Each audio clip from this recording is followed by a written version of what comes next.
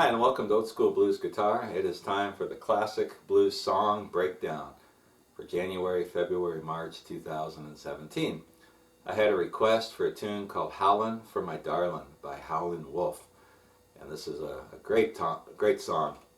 And I first heard this played by a group that was from Texas, Anson Funderburg and the Rockets. And Anson Funderburg's a tremendous guitar player. I listened to some of his stuff on YouTube. And on their second album, they did a cover. I think it's called She Knocks Me Out, is the name of the album. They did a cover of Howlin Wolf's Howlin for My Darlin', and this is the first time I was exposed to this song. Later, I got a hold of the Howlin Wolf original, and they have that on YouTube as well. And the tune is in G, and it revolves around this kind of signature double stop lick. And then in between, Hubert Sumlin plays these different single string runs and has a solo in the tune. So for the song breakdown, instead of trying to go through and figure out every single thing, what I've done is tabbed out the whole song. And what I'm going to do in the song breakdowns from now on, it was a nice idea when I started out to break down every guitar part, but it's just a lot of work. And so to free me up to do other things, I'm just going to show you the gist of the song. And I'm going to show you some of the fills, a couple licks from the solo that are really cool, and as much as I can to get you started playing this song or trying to figure it out yourself, or picking some ideas from it. The basic lick goes like this. If you've heard this song before, you know exactly what I'm going to play here.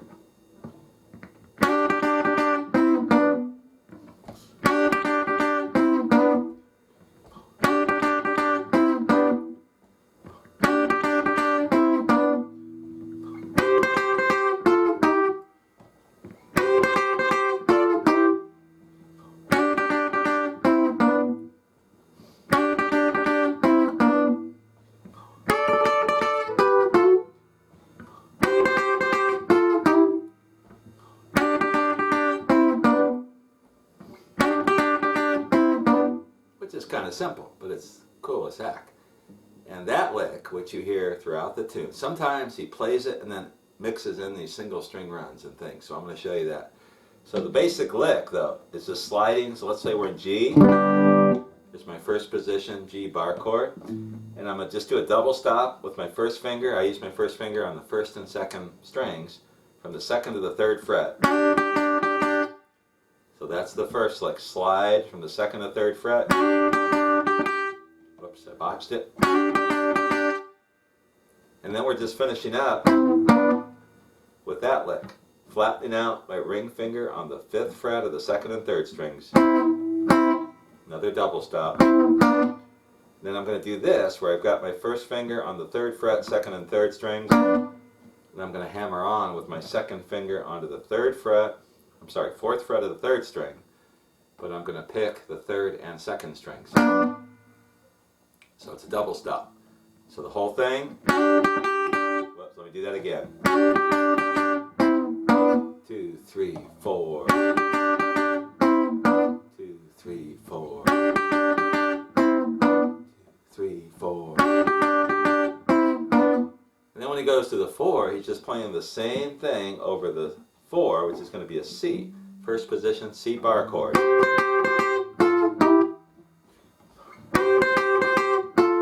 Back to the 1.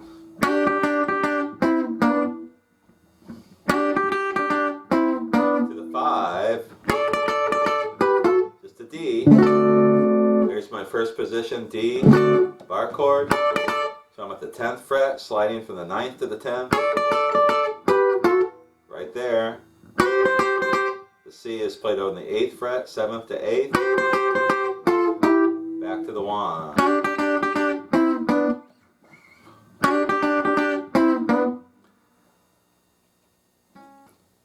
If you're going to learn Howlin Wolf's Howlin for My Darlin', if you really want to play the guitar parts, are the single string runs that are played in between that main lick.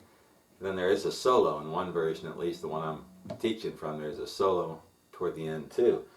And I've got the solo tabbed out, but what I'm going to do here is just kind of explain and show you a couple specific examples of what he's doing. This isn't the best guitar for this. This is my semi-hollow body, which I use for a lot of jazzier type stuff. T-Bone Walker, Eddie Taylor, some of that shuffle stuff. Also for, what else do I use this for? Bill Jennings and Tiny Grimes and some of that stuff. But anyway, my Strat has kind of got some string issues right now that need to be fixed. So I'm just going to show you the licks in G where he's playing. They may not sound as good if I'm not playing it on a telly to get that, or a Stratocaster to get that Hubert Sumlin sound. But what he does is he mixes in these single string runs. So let me show you an example, something like this.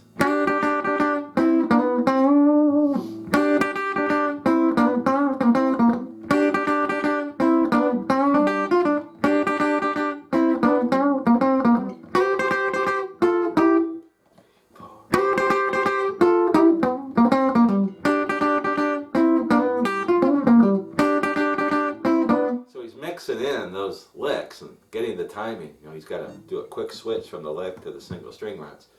Almost all in the key of G over the first position blues box. The first position G bar chord in the box called the blues box. A lot of the licks he's bending on the third string, and the most common bend is this bend on the 5th fret of the 3rd string. I use 3 fingers, first finger on the 3rd fret, second finger on the 4th fret, and I bend.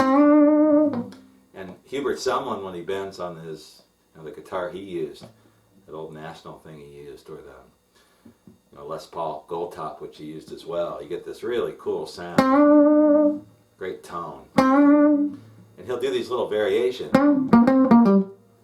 So it's a bend to the 3rd fret of the 3rd string, 5-3 on the 3rd string, and wind up on the 5th fret of the 4th string. This is one of the common bends you hear. So it goes like this. And he'll do variations where he holds it a little longer, lets go of it, plays a little faster, a little slower, all the time. So that's a standard kind of Hubert Sumlin lick. So let's play it in context.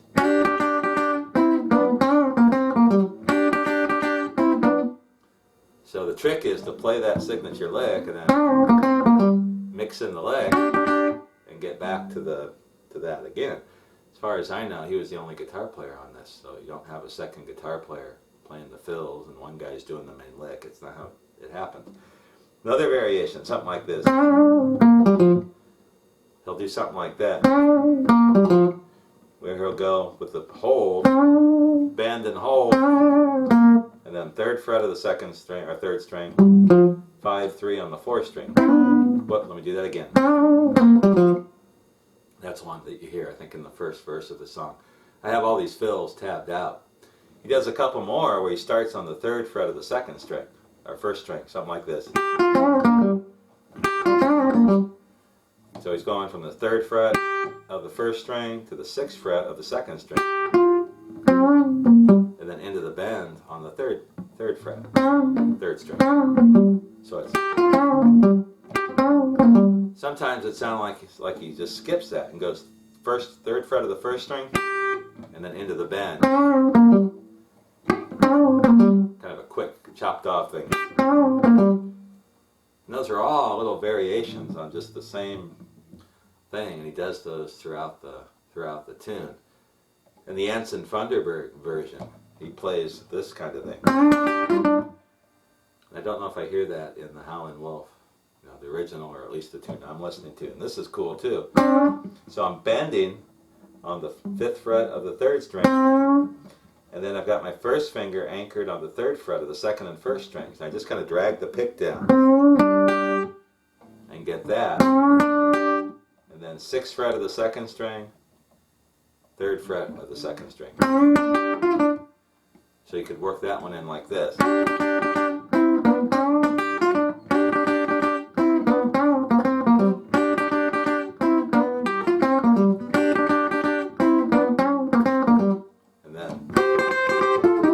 Listen to the tune, he doesn't play a fill after every lick. He lets it hang sometimes. Sounds a little too busy, but he plays quite a few.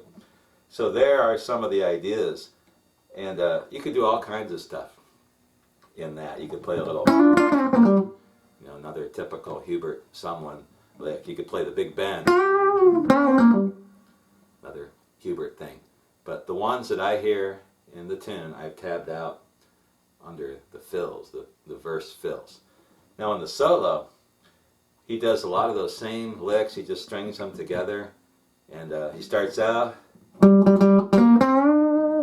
So he starts out on the 5th fret, he plays something like that, or like that, where he's starting on the 5th fret of the 4th string, and he picks it several times, and he's going to the 3rd fret of the 3rd string into that bend. So you can mix that up, come up with all kinds of variations on that simple idea. And then he goes into this typical Hubert Sumlin solo, just playing in the first position blues box. One thing he does, and this is the one lick that I'll show here in the lesson, and I've got it tabbed out. One part of the solo he does is,